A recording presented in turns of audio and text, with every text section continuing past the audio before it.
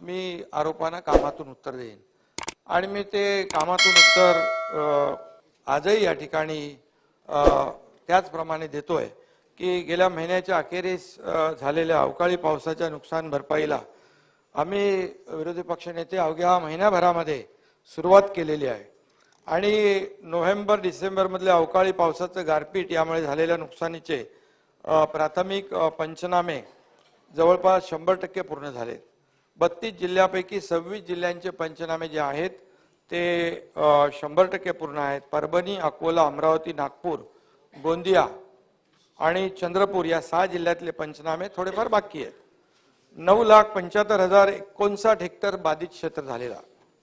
अवकाळीसाठी अंदाजे 2,000 कोटींची नुकसान भरपाई देखील या ठिकाणी देय आहे। जसे जसे पंचनामे होतील तसतसा निधी शेतकऱ्यांच्या खात्यात डीबीटी द्वारे जमा होईल। किंबहुना विरोधी पक्षनेत्यांना मी सांगू इच्छितो की आजच मी होतो, दोन्ही विरोधी दोन्ही उपमुख्यमंत्री होते, आमचे मंत्रिमंडळातील सहकारी होते, काही सिंबॉलिक चेक देखील आम्ही आता म्हणजे त्यांच्या डीबीटीने आता पैसे जातील, जमा होतील, पण सिंबॉलिक त्या ठिकाणी त्यांना चेकचं वाटप देखील केलेलं आहे आणि त्या शेतकऱ्यांची ते नावही आहेत, गोविंद डांगरे, राघव आकरे, सूर्यभान डांगरे, श्रीकांत किरपान, योगेश पत्रे, अंकित चामट, धर्मपाल तेलंगराव, शरद किरपान, देवनेनी, सुदेश चव्हाण, नत्तू चकोले, कवडू नाकाडे, प्रभाकर नागपुरे, सुरेश पोटभरे, असं या लोकांना आता आम्ही ज्यांचं नुकसान झालंय, पंचनामे झालेले आहे, त्यांना सिंबॉलिक चेक दिले। आता आमच्या अधिकाऱ्यांना सांगितलं डीबीटीने त्यांच्या पैसे खात्यामध्ये जमा आता तातडीने होतील।